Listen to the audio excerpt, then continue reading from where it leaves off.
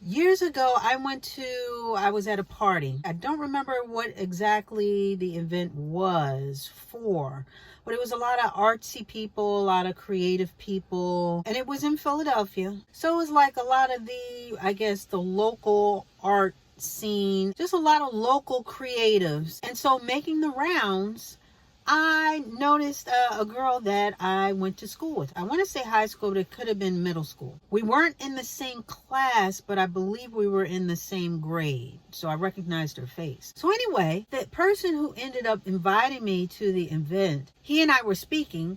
And I told him, I said, hey, I recognize the girl, over there. I went to school with her. He said, oh, wow, well, she's a writer. And she just won an award for one of her screenplays. I said, really? He said, yeah, she just won this award. It was from one of the art councils. It's a group of awards awarded to people in different disciplines. So there's, one for like creative writing, there was one for dance, and yada, yada, yada. So immediately upon hearing this, something hit me. And I said, you know what? I obviously I'm out of the loop. I got to find out more about this. I mean, I write screenplays. I want to win an award too. So I was motivated. I was inspired and immediately motivated. And as soon as I left that event, I started writing. Now, I had already been working on scripts and, just doodling here and there. But this inspired me and motivated me, hearing how she had garnered this award for screenwriting, hearing that there was such an award being given out locally. I got moving. I pulled out now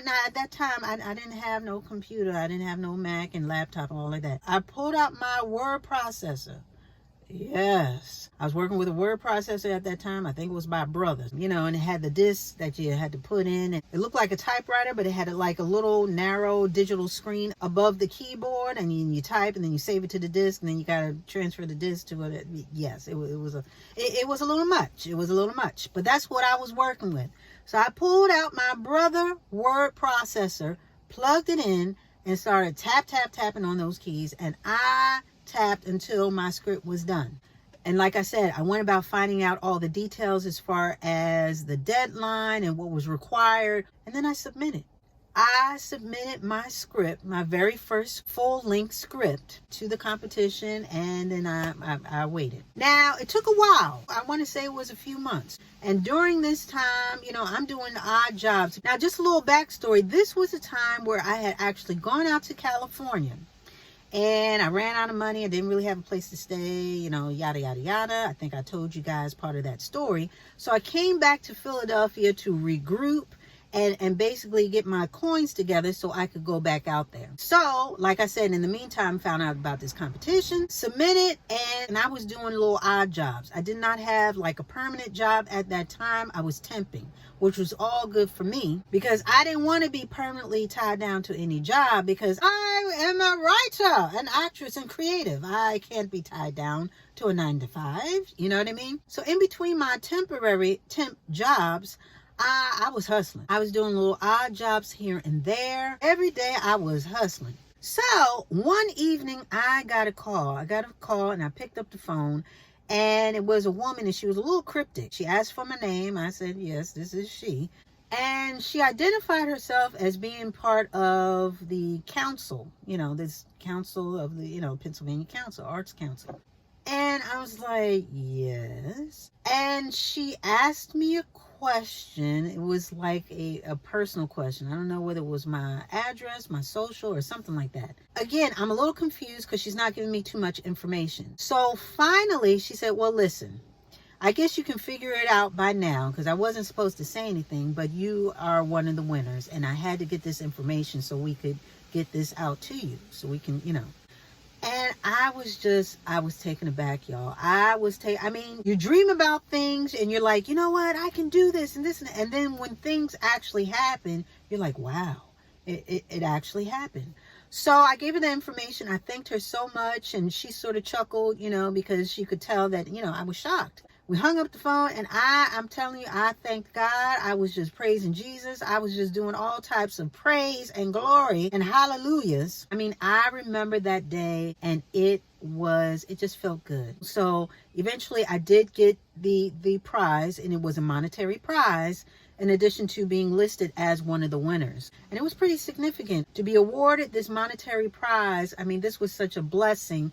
To not only was it a boost to my confidence as far as writing, but also it was a boost financially. Needless to say, I was able to use that money and go back to California, find an apartment, secure an apartment, and basically have just a little bit of a cushion, to sort of start getting traction and get my sea legs underneath me so I could really start this pursuit in full. But it made me think, what if I hadn't gone to that party? What if I had not gone to that event? And I said, I'm going to sit this one out. What if I hadn't seen the girl there?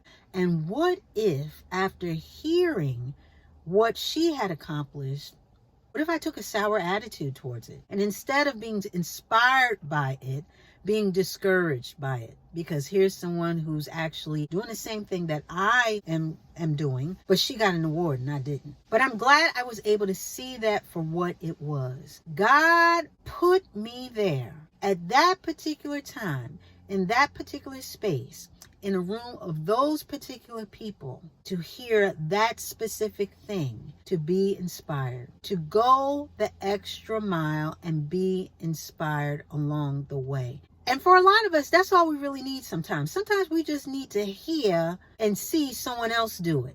And then we can say, you know what? They did it. I can do it too, Of course, I didn't know that I was going to be one of the winners of the competition, one of the top winners of the competition. But I was challenged. I wanted to challenge myself to try. So with that being said, I found that I used that information and used it towards my good. I use that as a motor, as a battery in my back to keep on going as far as the writing is concerned, and any particular pursuit that I had at that particular time and still do. MJ, or Michael Jordan, the GOAT, arguably one of the best basketball players of all time, he infamously created scenarios to sort of motivate him and have him be the best that he could possibly be. I mean, I think anybody who's somewhat familiar remembers, I think it was one of the championship games or whatever, and the team, the Chicago Bulls, were in a different city, and there was this whole Pizzagate thing, where the pizza was delivered to their suite. Michael Jordan supposedly got sick from said pizza, and so there was this sort of rumor or belief swirling around that, they were trying to sabotage Michael Jordan and keep him from performing his best during this next game. And needless to say, that did not work if that were the case, because of course he just rained down shots and they won the game anyway that next day. But to this day, it's still in question whether that was done on purpose or not. But Michael Jordan used that scenario to fire him up, if you will, to put in one of his best games ever. He was not going to be denied. In his mind, he always had to have an adversary or adversarial moment, where he was being challenged, or someone was coming up against him, or, someone was trying to keep him from reaching his goals. He always had that as his dangling carrot. And that's what he used to sort of keep him going and motivated to score the highest and to be the best. That's what helped him achieve his goals. And some of us have done that I know I've done that from time to time. I'm like, the devil don't want me to have this. I'm going to have this. You know what I mean? Meanwhile, the devil probably don't have nothing to do with it. But everybody needs some type of motivation, whether you can pull for something visually, whether it's a person, place, or thing, something to gin you up, get that fire in your belly, fire you up to keep you going, to be that impetus to push and that beacon to guide. Because it's easy to lose motivation. A lot of us we feel stuck and we feel unmotivated, whether it's due to time. We feel like it's taking too much time for this to happen. Why hasn't it happened yet? I guess it just isn't, Then you get caught up into other things and distracted. And fear Fear that it's never going to happen. Fear that you're too this, you're too that, I'm too old, I'm too young. Fear of the unknown, and fear of defeat. This is a time when you really got to put in the work and the time and the effort and push through. To barrel and push through that uncertainty, to push through that doubt and self-doubt. And like I said before, you may have to let go of your rigid sense of thinking as far as success is concerned. You may have to redefine it and repurpose it just so you can recognize it. Because there are successes that you will find along the way, but you have to recognize them as such.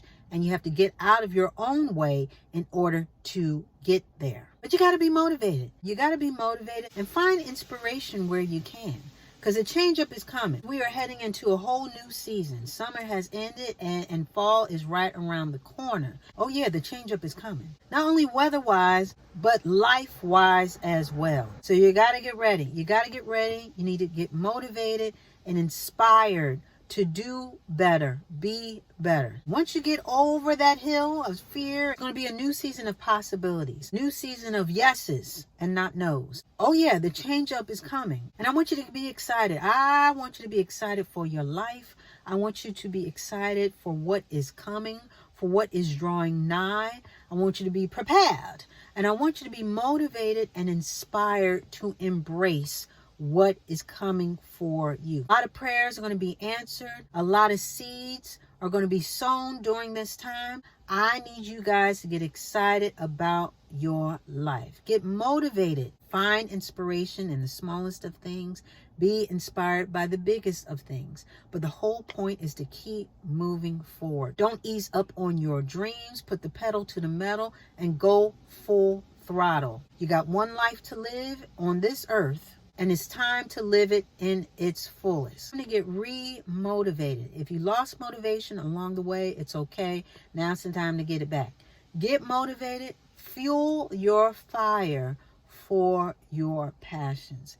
And it will take you far. Pursue your dreams and keep moving forward.